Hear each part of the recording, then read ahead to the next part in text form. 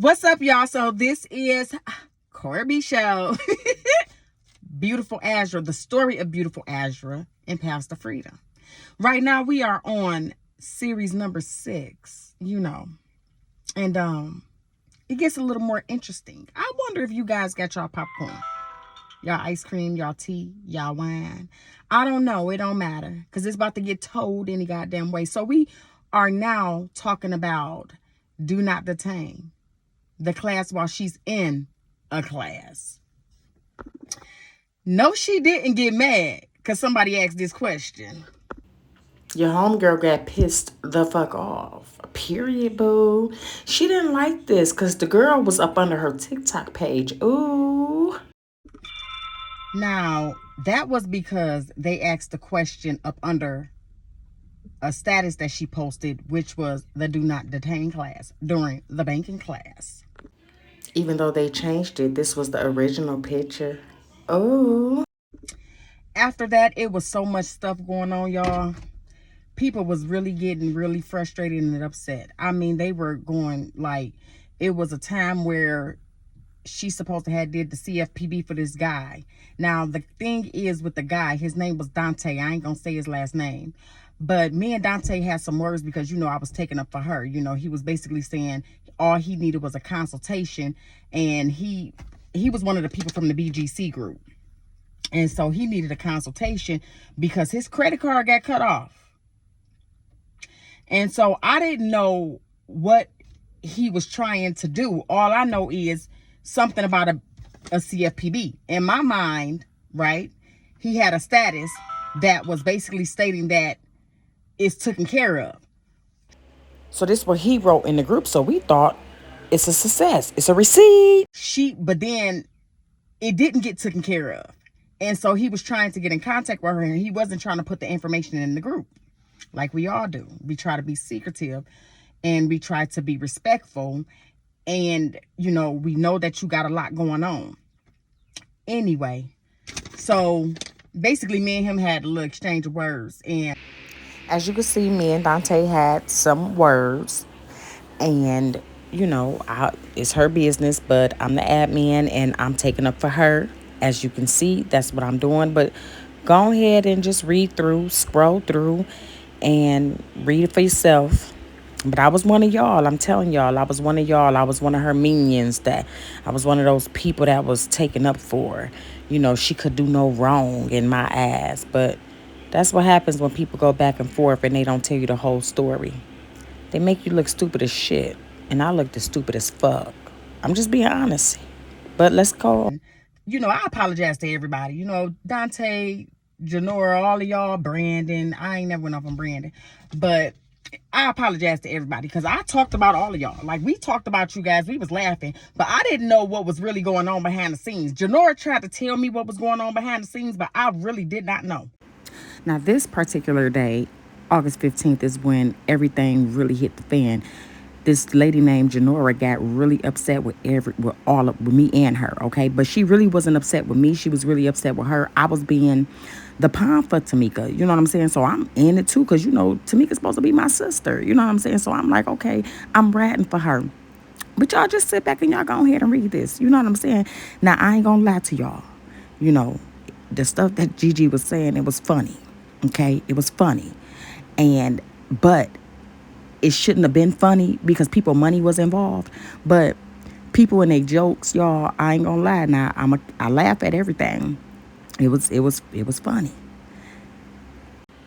But when I say they caught her up in lies and they just got tired of being tampered with and played with, that was literally the truth. Like, you was running these people in circles, and I didn't think that you was running them in circles because I didn't know that behind closed doors you was actually talking to these people. And it was just really, really wrong, like on so many damn levels, you guys. It was so wrong. But this is her second banking class. And the thing is, like, she tried to warn me that she gave her some of my information. And these were the things that I said. I told her to give it to you, but I ain't tell her to give her shit. Honestly, I didn't know. Okay. I didn't know that she was telling them one thing and telling me another. I'm just going off of what she was telling me. You know what I'm saying? Which As a woman, I can admit that shit was wrong as fuck. You know what I'm saying? It was wrong. Period. Anyway, so when she ended up sending me what she wrote for the CFPB, I never ever read it. I didn't read it until now. I'm doing my series. I'm sorry I had to do a little interlude because I had to go back and listen to that, but not based off of what she wrote, based off of what he wrote from listening to the Discharge That Shit video. You could pause it and read it if you like. He only did what she told him to do in the Discharge That Shit video, okay?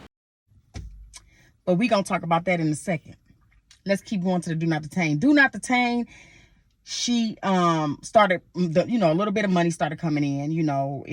It was some cash coming in. And then she asked me to cash her out of Wells Fargo. I did that. And in the process now, I'm still in the process of getting ported out from El Paso to move to Houston. Okay. We were still doing consultations. I'm still helping her with her business and doing what I got to do at the same damn time. She ended up she did the class, and I promoted the class as usual. Here I am, supporting and promoting, as always. And it was time for me to do my Clean Your Credit, the Beneficiary Style class. For those of you that don't know, I'm the one that's been helping you, but we're going to keep it going. That was my credit class. That was the class that I could talk about that, that was my shit. But the Do Not Detain class was a success in her book. I didn't know shit. I just did the process, the E-Verify process. I did the 1099-C. I didn't know nothing about the 1099-C. She didn't know nothing about the 1099-C because, as y'all can hear in the other class, Discharge That Shit, she wasn't even talking about that. She was talking about how you can go to jail for that shit. But she got that information from Skip the Boss. Here is the originator of, E-Verify and the 1099 steps process. This page is no longer available, but he is available on TikTok. And it was over. After that, now it's her shit. You better not give it out. And that's just how that went. So she had us convinced this girl got stranded in Houston and had us all come together for this girl. Here are some of the things that people were saying. And they were absolutely upset and very, very angry. And it's not funny. It was wrong. And I was wrong. But she liked him. He ain't like her back. All she talked about was people stealing her shit. And it wasn't even her shit. Because, one thing she made sure she had that card and that PIN number, though, to that Cash App. People... This guy right here, he was a nice guy, But in the meantime, she gave out Kimberly shit for the second class as well. She gave out all of her shit. Security agreement, bylaws, living trust, the video of her explaining what to do for the banking class. And that's just what she did. But she talked about everybody else, stealing her shit. But really, you stealing somebody else's shit. But I want y'all to listen to this next clip and listen very closely. Hey, what's going on, Tamika? Hope all is well. I know you got your stuff going on, but I wanted to reach out to you. I've been going over the information and all that stuff, but unfortunately, I don't feel confident enough to go through with the process. I am doing, I guess you can say, other stuff. So I'm going to kind of table this for now, and when I get a better grasp on it and a better understanding on what exactly I'm doing, then I may proceed. But as of now, I don't feel confident enough that this is something that I want to do, because I'm a person that goes off of, proof and evidence and stuff that I could verify for myself. And I'm not doubting that your intentions are good, but at the same time, I feel like this is a huge step if I'm going to go down this path. And I want to make sure that whatever I'm doing is sitting 100% right with me. You know what I'm saying? I understand I overstand the material. I overstand why we want to do it and why it should work. But at the same time, I don't have any evidence that it does work. And also, honestly, it's just too close to a bank flipping the script and calling it a financial crime or reporting it as a financial crime. All right, so that's just my take on it. This is just my personal opinion and decision. And like I said, I just don't feel comfortable going forward with it. So I don't want to keep beating a dead horse.